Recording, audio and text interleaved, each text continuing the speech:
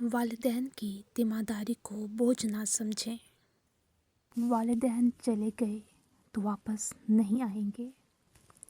ایک شخص اپنے بوڑھے باپ کی بیماری پر دل کھول کر خرچ کر رہا تھا۔ وہ لاکھوں کا مقروض تھا، لیکن اس کے باوجود اپنے باپ کو بچانے کی ہر ممکن کوشش کرنے میں مصروف تھا۔ مقروض ہونے کے ساتھ ساتھ جو تھوڑا بہت کاروبار تھا وہ بھی دن بدن ختم ہو رہا تھا۔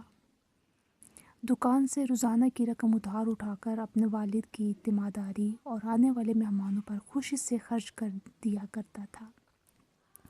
ایک دن دکان پر جا کر اپنے بیٹے سے سارے دن کی رقم دینے کا کہا تو بیٹے کا صبر جواب دے گیا۔ وہ کہنے لگا، ہم پہلے ہی لاکھوں کے مقروض ہیں اور آپ دن بھر کی سیل اٹھا کر لے جاتے ہیں۔ اب تو آپ تو چلے جاتے ہیں، لیکن آنے والے اپنی رقم مانگ کر ہمیں باتیں سناتے ہیں۔ دادا ابو صرف آپ کے والد نہیں ہیں، ان کے باقی بیٹے بھی ہیں تو ہیں، پھر آپ صرف آپ ہی کیوں؟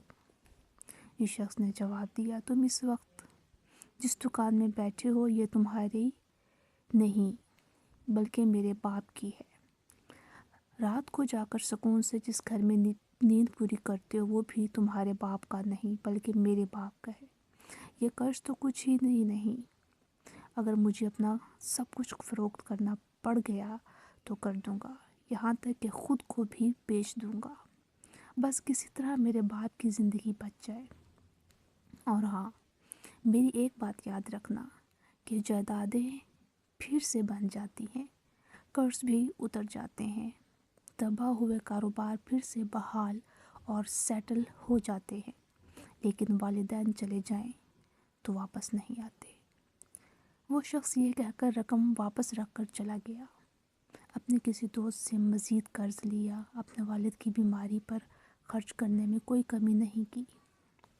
آخری وقت میں اس شخص کا بوڑھا باپ اسے ڈھیر ساری دعائیں دیتا تھا، کہتا تھا، تمہارے پاس نہ کوئی تعلیم ہے نہ ہنر ہے، مجھے تمہاری بہت فکر رہتی ہے۔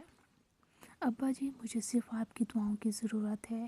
جو کام والدین کی دعاؤں سے ممکن ہے وہ تعلیم اور ہنر سے بھی نہیں ہو سکتے۔ کچھ عرصہ بعد اس شخص کا بوڑھا والد وفات پا گیا۔ وہ بہت زیادہ صدمے میں مبتلا تھا۔ بڑی مشکل سے خود کو سنبھالنے کے بعد اپنا کام پھر سے شروع کیا۔ کبھی کبھی لگتا تھا کہ جتنا مقروض ہے جائیداد فروخت کرنے کے بعد بھی قرض نہیں اتار پائے گا، لیکن برکتوں کا نزول ایسا ہوا کہ صرف ایک ہی سال میں وہ سارا قرض اتار دیا۔ اس کے بعد وہی دکان پھر سے سیٹ کر دی، پوری دکان کے ساتھ ساتھ گودام بھی بھر دیا۔ ایک دن اسی جگہ بیٹھ کر اپنے اسی بیٹے سے پوچھا، قرض اتر گیا؟ دکان بھر گئی؟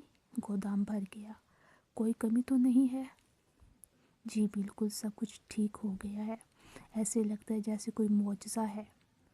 میں نے کہا تھا نا، جائیدادیں بن جاتی ہیں، قرض اتر جاتے ہیں، کاروبار پھر سے بحال ہو جاتے ہیں، زندگی میں سب کچھ ممکن ہے، لیکن والدین چلے جائیں تو واپس نہیں آتے۔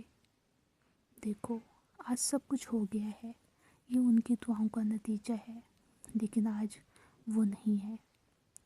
وہ شخص نم آنکھوں سے یہ کہہ کر چلا گیا اور اس کا وہ بیٹا کئی گھنٹے بیٹھ کر روتا رہا۔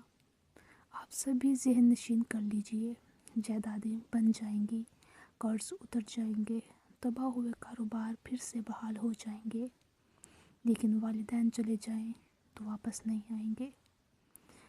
آپ کو یہ تحریر اچھی لگی ہو تو چینل کو سبسکرائب کریں، لائک کریں اور کمنٹ کریں۔ شکریہ۔